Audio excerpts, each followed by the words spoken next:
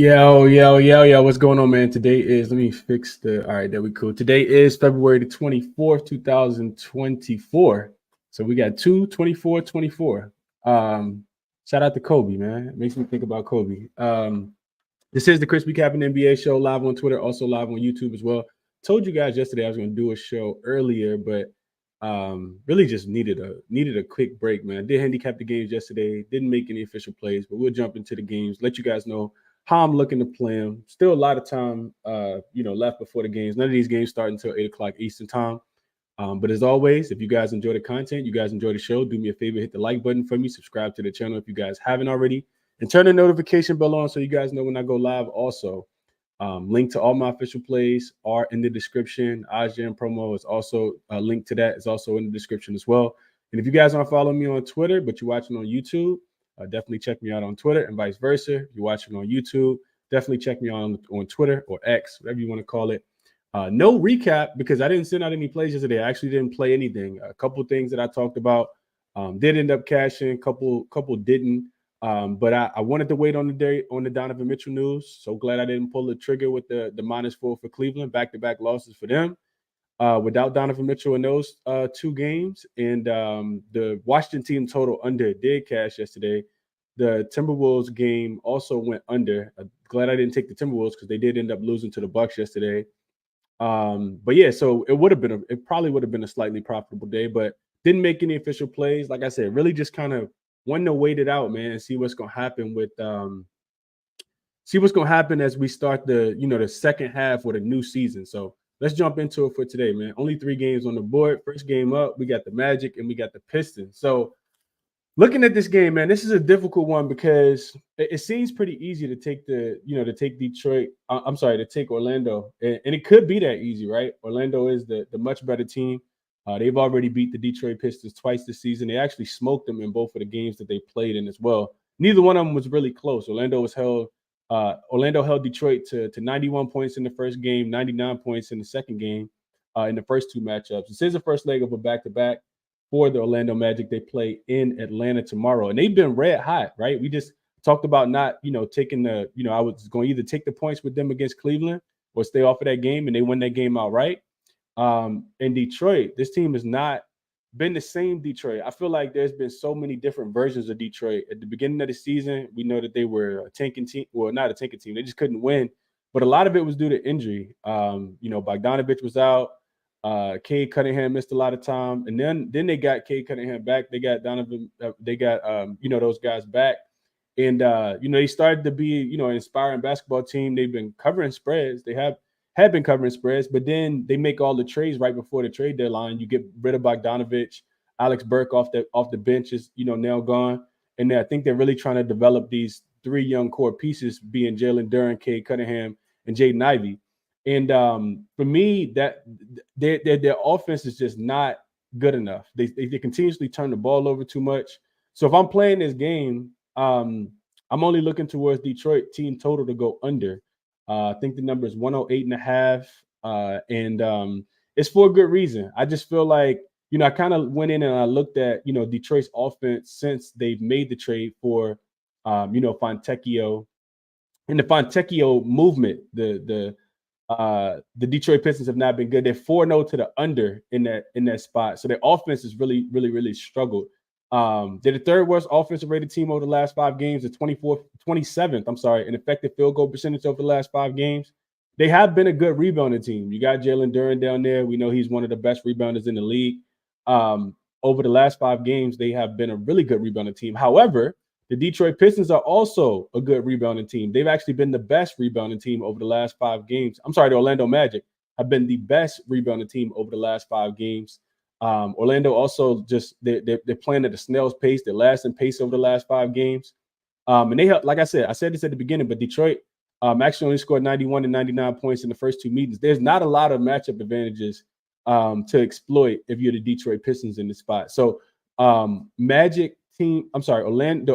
Detroit Pistons team total under 108. I think it's the best number that you guys can find. 108.5. I just think that they struggle to get to that number. The Magic's defense is legit. It's solid. And they're not missing anybody. I think Markelle Fultz might be the only person that's on the injury report for this one. Magic also 5-1 straight up and against the spread as road favorites, and they're allowing just 105.5 points per game in that spot. So they are one of the teams that, you can trust them to lay points on the road. And like I said, they've already won both of the games early this season by margin against this Detroit Pistons team. So I think the spread is fine too. I'm probably just gonna stay off the spread just because Orlando's defense Detroit's defense maybe potentially steps up in this spot. But this total did come down from 226 down to 224. I think it's moving in the right direction. I think I'd rather isolate it though and just take the Orlando Magic team total. I'm sorry, the Detroit Pistons team total to go under 108.5. I think is the best number. So continuing to move on, next game up, not a game I'm super interested in betting, I don't think right now. We got the Brooklyn Nets. I'm just wanting to check in and make sure this line is moved. So Brooklyn Nets line opened at 8.5, total opened at 216.5. You guys see the totals come down a point. Spread actually come down half a point as well. I don't know if I necessarily agree with that. I talked about this 2 days ago, but the Nets, they fired Coach Jacques Vaughn. You bring in Kevin, well, not bring in because he was already assistant coach, but Kevin Ollie is now the interim head coach for this team, and they got absolutely smoked in Toronto. I'm not sure if that's just who the Nets are, or if that's Toronto, which they won back-to-back games. One, go into Atlanta last night and upset them, getting 6.5 without RJ Barrett as well. I mean, maybe it's Toronto just, being a little bit better.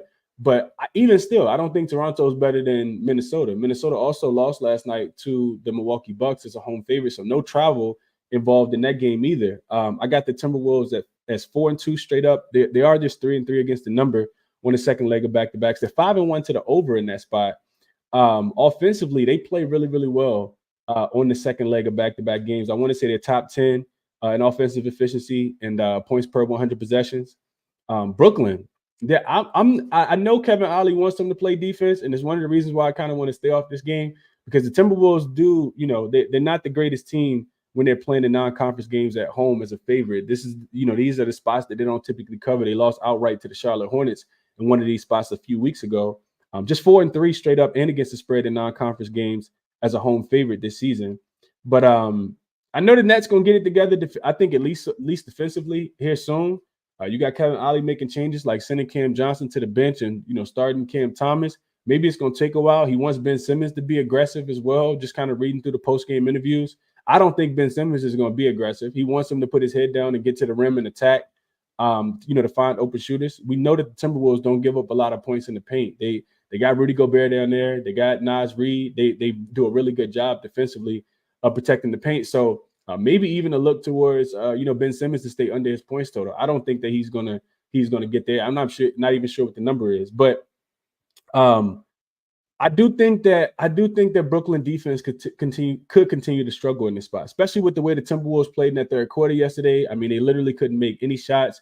You hear the post-game interviews. Anthony Edwards talks about missing the bunnies, missing a whole bunch of threes. I want to say he shot 10 for 27 and had like 28 points. So a point per shot is not necessarily the best thing.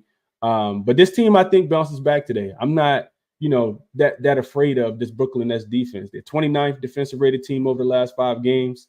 Timberwolves also 4-1 to the over in home games with a total that's less than 218 points. So we see these low totals for the Brooklyn games.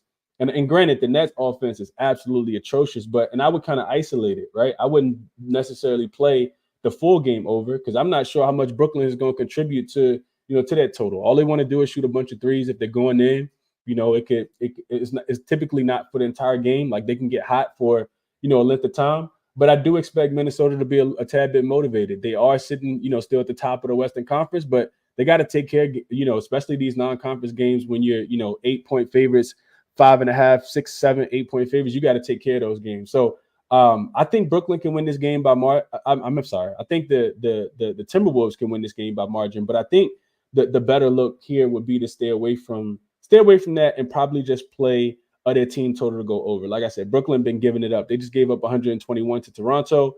And I know Toronto's offense is a little bit better, but I still think the Timberwolves should be able to come out here and score in this spot. Like I said, I do think Brooklyn, they're going to figure it out defensively sooner or later. I'm just not sure if it's going to be now. Nets also just 2-8 straight up, 3-7 against the spread as road dogs in non-conference games. They allowed 120 points per game when they are road dogs in non-conference games as well. So this one will be T-Wolves minus the 8 for me. And it would be Timberwolves team total to go over if I had to play on a team total. Moving on to the last game on the board, we got the Boston Celtics. They will be in the Garden, not TD Garden, but MSG, Madison Square Garden tonight, and they are down to 6-point favorites. This line actually was at 7 last night, and then it gets bought, bid down to 6.5, and then all the way down to 7 total. Moved up a point, opened at 223.5, up to 224.5 now. Man, the Celtics have struggled to cover spreads recently. They blew out the Nets right before the All-Star break. They also they struggled in that game against Chicago in Chicago, but they did come back and then end up blowing the doors off Chicago as well. And I'm not in the business of betting against the Boston Celtics. That's really what it comes down to right now, especially when they're healthy. I mean, they're gonna have their full squad today. You got Porzingis, you got Jason Tatum, Jaylen Brown. Derek White's going to be out there. Drew Holiday's going to be out there. This is a divisional game as well. Boston has already beat this team twice, and this was when they were, a tad bit healthier. Now, granted, OG Anunoby wasn't in for those games. Boston did win both of those games by margin. I want to say they're 2-0 straight up in against the spread against this team. I think, just because Boston they are a little lax at times. I think you just continue to ride the first half. I thought. I talked about this the other day, and I'm glad I didn't play it because they did end up not covering that first half. But I think the first half of Boston is going to be the way that you play this team, man. They are the number is 3.5 in the first half. If you want Boston in the first half, the Boston Celtics are plus 13.1 in point differential in the last 10 first halves. They're number 1 in offensive rating, top 10 in defensive rating. And all of this is in the last 10 games. You look at them in the first half overall in the season. I mean, it's even better. They're plus 14.6 in the first half overall, plus 12.8 in the first half on the road this season. I mean, this team is just, that's when you typically want to bet on them, right? I gave you guys the trends. I want to say, what was that number? It was 20. Let me just double check it real quick. First half against the spread, 39-16 overall, best first half ATS team. But on the road, the number is crazy. It's 21-6. 21-6 against the spread in the first half are the Boston Celtics. The New Orleans Pelicans are the second best team at 18-11. So, the Celtics, they have 5 less losses than the next best team. I think you just get in and get out with Boston, man. I'm not sure what happens in the second half, but, just going through and looking at the numbers, it kind of makes sense. Like both of these teams coming off wins. I think that the Knicks really needed that win because they went the All-Star break with 4 straight losses. And Boston just continues to grind out these wins, man. I think that they continue to do so, and they start off hot again here early. I know that the Knicks got some reinforcements, and we were on them in the last game. We took them plus the 1.5 when they were in Philly. And that game was never really close, but that Philly team is nothing like this Boston Celtics team. So Boston, first half, minus the 3.5 will be the top look in this game. Knicks are just 1-4 ATS in the first half, last 5 games at MSG. And Boston 4-1 against the spread in their last 5 road games. I think, the Knicks will have a chance to make this one. The Knicks just play hard. They're going to rebound the basketball. I do think that, Porzingis, going back, he typically plays really, really well. He's going to bring Isaiah Hartenstein outside the paint, of course, as he always does. And I think that the Boston Celtics show up defensively in this game. I wanted to get there with the under, and potentially still can. There's still plenty of time, but all the numbers kind of tell me that the total is a tad bit too close for me to jump in on the under. But these divisional games, they typically do go under. Knicks are crazy to think. The Knicks are 7-3 straight up, 7-2-1 against the spread. In divisional play this season, and 7-3 to the under as well. And we know that the Boston Celtics can really lock up when they want to. So I like Boston first half a little bit more than anything else. I think that they do have a 2-possession lead. So Boston first half minus the 3.5. Haven't gotten to the window with that yet, but that will be my top play in this game. And let's go to the chat real quick, just since it is 3 games. See what my guys talking about. What's up, Brian? He says, feeling refreshed. Young Harlow, what's going on, my brother? What's up, Big Marv? Tariq says, what's up, Chris? Happy Saturday. He says, Detroit looked bad first game after the All-Star break. Note, keep the shows under an hour, only 3 games. That's a fact. We done in less than 20. I mean, I'm done now in less than 15, but I want to see what y'all talking about in the chat. What's up, Markel?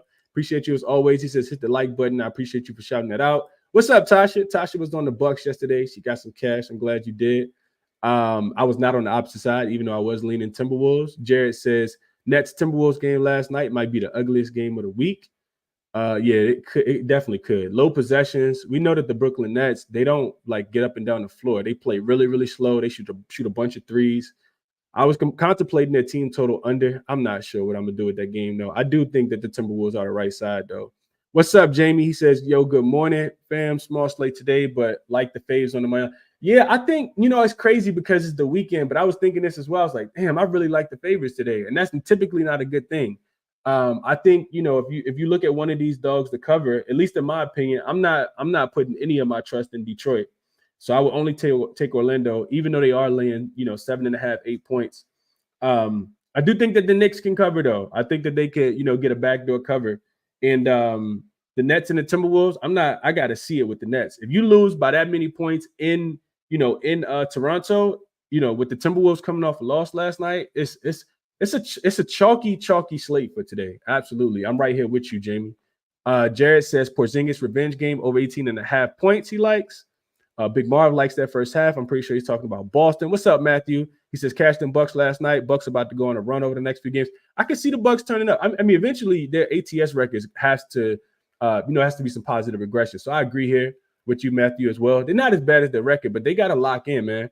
What's going to be? I'm not probably going to take the Bucks on the spread. I like the Bucks games to go under though, because like I told you guys, Doc Rivers is going to change the identity from this team from offensive to defensive.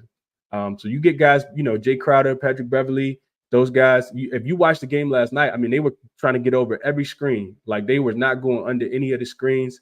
Brook Lopez can still be exposed in that drop coverage that he runs, but outside of that, like I do think that their defense is going to pick up.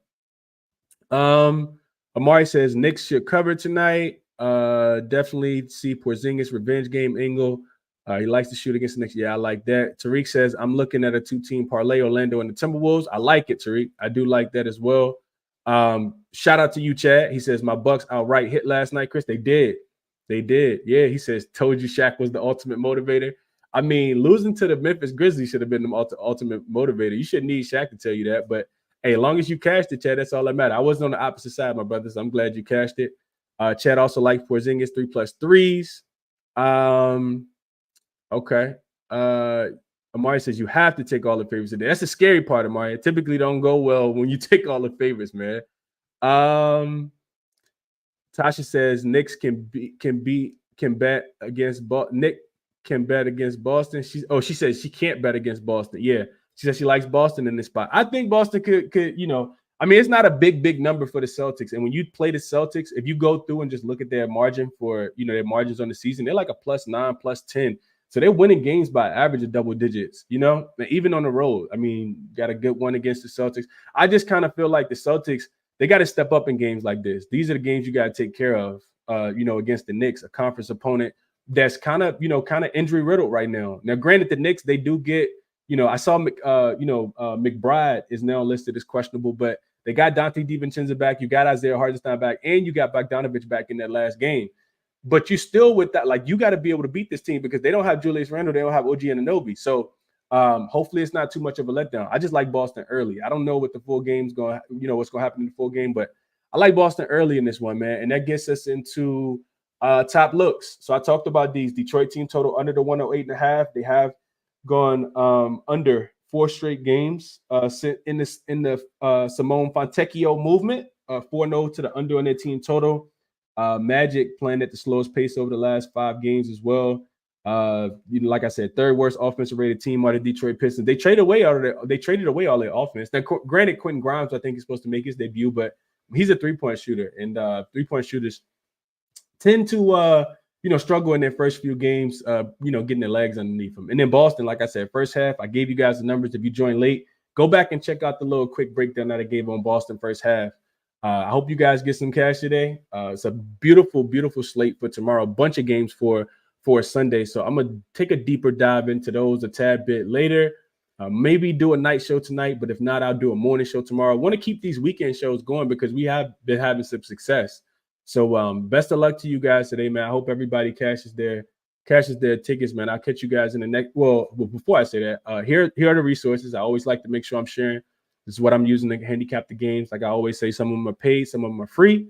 But yeah, if you guys enjoyed the show, definitely hit the like button for me, subscribe to the channel, and turn the notification bell on so you guys know when I go live.